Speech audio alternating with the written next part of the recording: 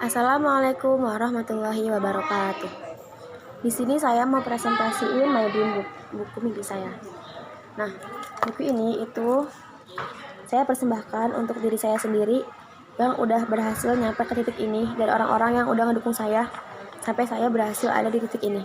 Buat orang tua saya, teman-teman saya, dan semua orang yang berjasa dalam hidup saya di masa lalu, masa kini, sama masa depan. Nah, terus inti dari buku ini tuh ini, to be or not to be, that is the question. Saya tuh mau jawab ini tuh di buku ini. Habis itu di sini juga ada daftar isi. Di daftar isi tuh ini welcome time traveler. Jadi ini tuh isi tuh tentang masa depan saya tuh, itu kayak magnet kayak gitu. Habis itu ini ada pengantarnya. Saya puji bagi Allah yang dengan izinnya saya membuat buku ini dengan penuh keikhlasan padanya. Dalam buku ini, saya menjatuhkan segala perjuangan tentang mimpi, harap, dan asa yang akan saya bawa ke langit yang maha sempurna. Bulan akan merekam hangat kisah saya. Udara dingin akan memberitahu kemana saya akan menuju dan di mana saya akan berdiri nantinya. Berharap semesta akan bermimpi indah malam ini, menemani malam sunyi saya menyemai mimpi. Kata pengantarnya, habis itu sini ada me time. Ini biodata saya. Ini foto pas TK. Habis itu saya juga naruh beberapa quotes gitu di buku biar agak semangat juga gitu. Terus ini ada pohon keluarga. Ini dari keluarga mama. Ini dari keluarga papa. Mama tuh anak bungsu dari 6 bersaudara, kakak-kakaknya perempuan semua. Papa tuh anak sulung dari 4 bersaudara.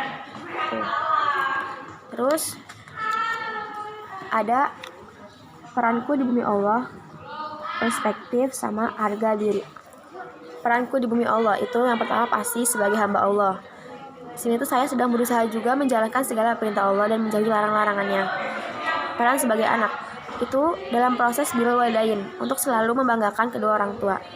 Sebagai muslimah, selalu berusaha untuk menampilkan peran sebagai muslimah yang baik dengan selalu menjaga harga diri dan kehormatan.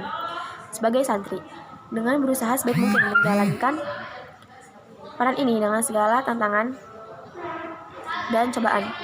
Sebagai teman, bersama berjuang dalam kebaikan, dan sebagai diri sendiri. Jadi di diri sendiri itu sudah cukup tuh bagi saya buat percaya diri. Habis itu perspektif saya. Perspektif diri saya tuh, saya tuh suka bercerita, tapi kadang tuh ngomongnya kecepetan. Saya tuh suka mengarang kata-kata, tapi kadang pas nulis jadi lupa semuanya gitu. Habis itu tanggapan pertama orang yang kalau ketemu saya tuh bakal bilang saya tuh jutek, kalau enggak terkesan misterius. Harga diri. Dari kecil, saya tuh sering diceritain tuh pengalaman nenek saya soal peperangan masa lalu gitu-gitu. Jadi saya kebawa seneng aja gitu sama sejarah.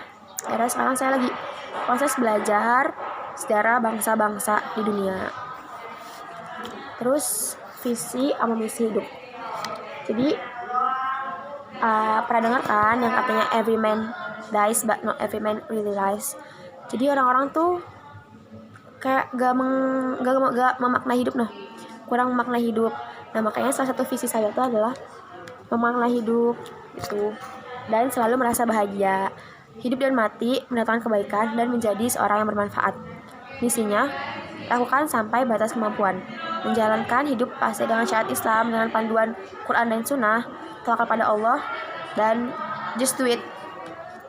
Terus saya juga naruh ini moto hidup saya. Jadi kita tidak hidup sekali, tapi kita mati sekali dan hidup setiap hari. Maka hiduplah menginspirasi. Terus juga di sini itu ada 100 mimpi saya.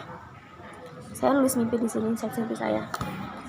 Nah, juga saya nulis tuh, jadi dengan mimpi itu telah membuat hati manusia menjadi sesuatu yang berharga untuk dikenang.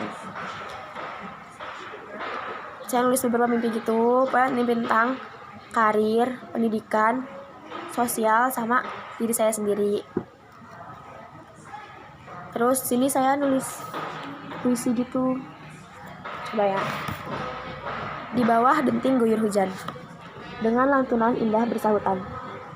Tak bisakah hati ini dia menyaksikan keindahan ciptaan Allah yang begitu menakjubkan? Tak bisakah hati ini dia mendengarkan harapan yang tak juga tersampaikan? Kutinggalkan sebagian keajaiban hati. Padanya sang penakluk mimpi, yang terus membiarkan diri terpaku, tersudut, menggapai keluh ini. Wahai, biarlah ini menjadi nyata. Sebuah impian, asa, dan cita, yang terus bergelayut di hati manusia. Jika memang benar yang diterka, biarkan dia terus bersama lirihan kata. Jika hanya sebatas keindahan kata, jauhkan dia sejauh-jauhnya dari seluruh dekapan rasa. Tuh, abis itu sini ada kolom sharing iskelin. Jadi ini saya bakal ngisi ini dengan keluhan-keluhan saya. Ini ada SWOT, kelebihan, kekurangan, kesempatan, sama hambatan. Kelebihan saya tuh, saya bisa ngeliat sesuatu dalam jangka waktu panjang. Abis itu mudah ngerti satu hal tuh, kayak dijelasin langsung ngerti kadang gitu. Sama saya tuh sering baca buku, jadi mungkin ya agak ngerti lah, maksudnya banyak yang dimengerti tuh. Sama ambisius kadang. Kekurangannya tuh kurang pandai memadukan kata, jadi kalau ngomong tuh kayak balelol, agak-agak balelol gitu.